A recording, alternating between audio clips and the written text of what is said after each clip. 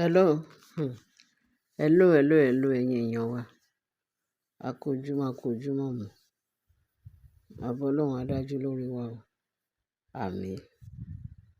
Tí mo tún rí gbọ́ nsìn ni pé kí n gbé wá fún yín létí sí etí ìgbọ̀ yín ni pé, kì í ṣe kékeré o. Wọ́n ní ilé kábíyèsí tó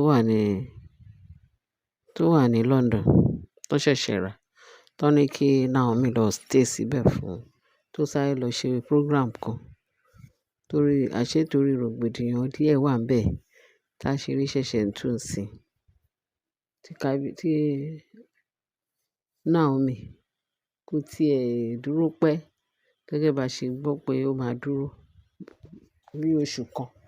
Bóyá ni Naomi lò tó ọ̀sẹ̀ méjì sí mẹ́ta, a gbọ́ pé ó ti dé sí Nàìjíríà padà. Ọlọ́run kó ṣàánú wa, kó gbà wá lọ́wọ́ ẹni tí a kò lè rí mú, àfi Ọlọ́run nìkan ló máa mọ̀. Bẹ́ẹ̀ni, wọ́n rò pé bóyá àwọn alágbára tó jù wá lọ, Ọlọ́run dẹ̀ wà níbẹ̀, tó bá ti lọ́lọ́run, kò yẹ kó mikàn. Torí Ọlọ́run yóò fi ìjà bá àwọn alágbára tó rò pé àwọn jẹ́ alágbára tó jù wá lọ. Wọ́n mọ̀ pé Ọlọ́run ni olùgbèjà wa. Bẹ́ẹ̀ni. So nǹkan tí mo fẹ́ gbọ́ tí mo fẹ́ mú wá nsìn ni pé, wọ́n nígbà tí Naomi lọ síbẹ̀, gbogbo wa la ṣà gbọ́ pé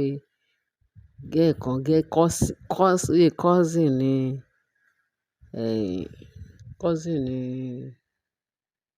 Mariam. Wọ́n ní Naomi pariwo pé, òun máa bẹ́yàn nínú ilé tó ní kí n lọ kábíyèsí. Báyìí. Ni kábíyèsí, àbí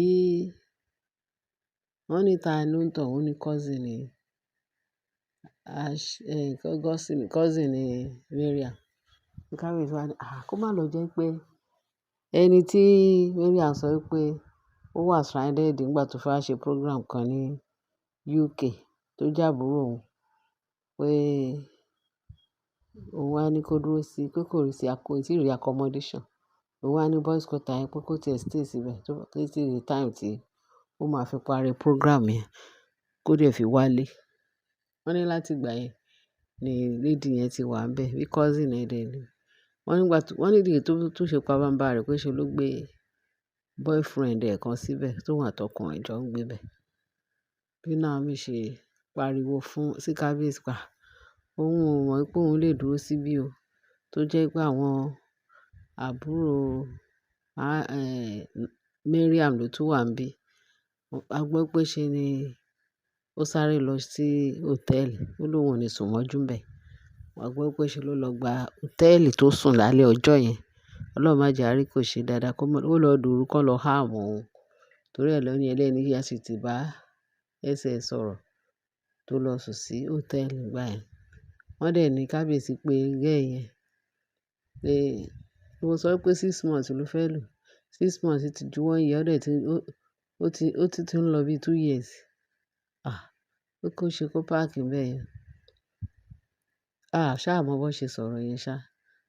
Kí Naomi tó wá. Bí Naomi dẹ̀ padà sínú ilé yẹn, bó hòtẹ́ẹ̀lì ló gbà wá sílé o, sí Nàìjíríà. Ọlọ́run ló yé, torí bá ṣe lérò pé Naomi fẹ́ lọ sinmi ní London, kò pé 1 month, kó tiẹ̀ bóyá ló pé 2 weeks tí Naomi fi stay síbẹ̀, kí Naomi tó padà sí Nàìjíríà. Tá gbọ́ kíákíá tí gbọ́ pé ó ti dé. Now, wọ́n nígbà tó pé tí kábíyèsí sọ fún Mariam, ṣé bó sọ pé àbúrò ẹ̀ ò ní pẹ́, kí ló wá ń ṣe níbẹ̀ yẹn? Wọ́n ní ṣe ni Mariam tó tọ́ sókè tó fojú gbà. Pé torí kí ni? Tó bá pé ẹbí Naomi ló wà níbẹ̀, ṣé o máa sọ fún pé kó kúrò kíákíá?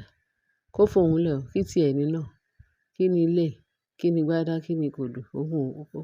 Kí kábíyèsí má gbé yẹn wà o. Ó fa àbúrò òun lẹ̀ o. Kábíyèsí lérò pé nǹkan eré ni. Ó ní okay, ó dìgbà náà nù. Pé sọ fún àbúrò ẹ̀ kó park. Wọ́n ní Mariam sọ pé tí ó bá dé park, nǹkan tí kábíyèsí tó bá tẹ́ kábíyèsí lọ́rùn kò ṣe. Wọ́n ní bí kábíyèsí ṣe wá ní ọlọ́pàá ló máa gbé àbúrò ẹ̀ jáde. Torí nígbà tó bá pe àwọn 911 pé báyìí, báyìí, báyìí ni ó ń ṣe, kí wọ́n máa bundle ẹ̀ jáde ni. So wọ́n dẹ̀ ní ọ̀rọ̀ yẹn, wọ́n ṣà sọ ọ̀rọ̀ yẹn síbẹ̀. Wọ́n ní àti ìgbà yẹn pé bí lady yẹn wà níbẹ̀ bí ò sí níbẹ̀ o, Ọlọ́run ló mọ̀. Ṣùgbọ́n Naomi, wọ́n nígbà tí Naomi wá, tí kábíyèsí wá rí pé ni Mariam wá sọ pé, wọ́n ló ṣà ń lérí fún kábíyèsí pé ilé yẹn have to rọ̀, pé ẹ ṣe bí owó òun náà wà níbẹ̀, kíní kan. Wọ́n ní tí kíní fi ṣe, owó ẹ̀ tó sọ pé ó fi rà wọ́n fún ẹ £60 pé kó fi ṣe kíní. Ó dẹ̀ fi furniture lé, kó dẹ̀ fi, torí òun ò sọ pé ìwọ ló ní, ó dẹ̀ dé, ó sọ pé ó dẹ̀ sọ tipẹ́ tí ó sọ pé wọ́n fowó ẹ̀ kàn.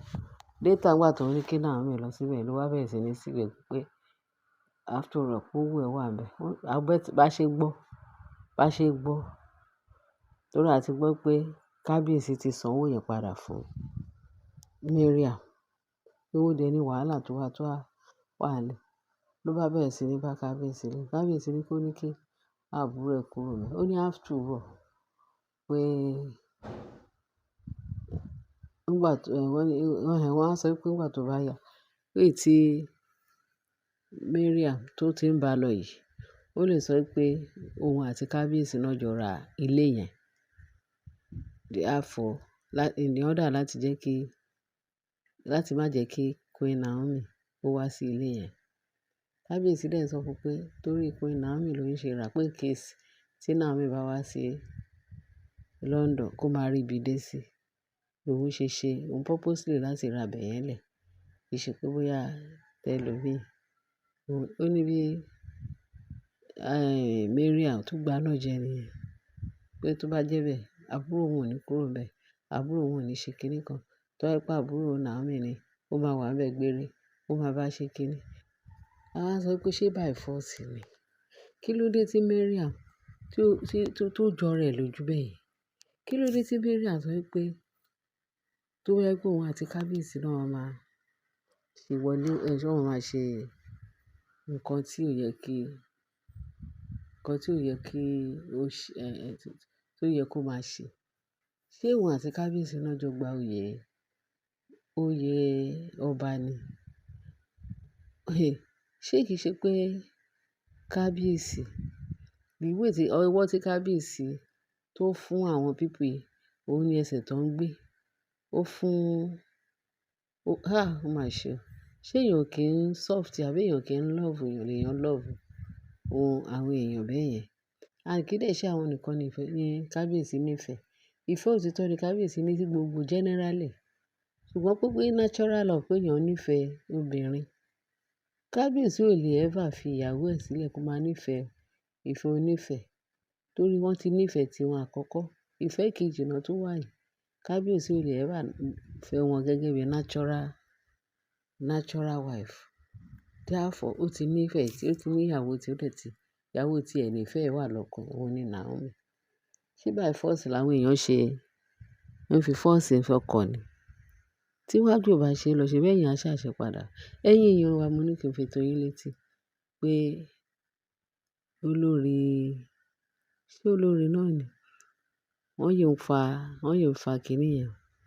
Wọ́n yìí ń fa ọ̀rọ̀ yẹn. Pé ilé London yẹn, pé wọ́n ò fẹ́ kí Naomi kó lọ síbẹ̀ yẹn. Kò sí problem. Ṣèbí ilé ayé yìí náà ni gbogbo ẹ̀ mọ̀. Ẹ jẹ́ ká fi gbogbo ẹ̀ lẹ̀ fún Ọlọ́run. Tó bá jẹ́ pé àwa nìkan la dára wa, àbí olúkálùkù jábọ́ látòkè táà mọ ibi tí destination wa wà. A mọ ibi táa ti wá, a mọ ibi táa ń lọ. Ẹ jẹ́ ká fi gbogbo ẹ̀ lẹ̀. Ọlọ́run ló ní ìdájọ́. Nígbà tí ìdájọ́ Ọlọ́run bá dé, gbogbo lágbára Ọlọ́run, lágbára Kristi, gbogbo wa náà la fi ojú rí èrè àwọn èèyàn búburú torí Bíbélì ti sọ fún wa. Ó ní kìkì ojú wa la fi rí èrè àwọn èèyàn búburú. Ẹ̀yin èèyàn olólùfẹ́ Naomi, ẹ fi gbogbo nǹkan lẹ̀, ẹ ṣá máa gbàdúrà. Torí Bíbélì sọ pé ká máa gbàdúrà láìsími àti ṣàárẹ̀. Nígbà ó bá yá, Ọlọ́run á fi àṣírí àwọn ẹni ibi á fi hàn. Ẹ ṣé o ẹ̀yin èèyàn mi tẹ́ fi ń tẹ́tí sí wa, tẹ́ dẹ̀ ń like, tẹ́ dẹ̀ ń share, tẹ́ dẹ̀ ń subscribe. Ẹ bá wa fi tó kú sí comment section. God bless you all. Amen. Bye.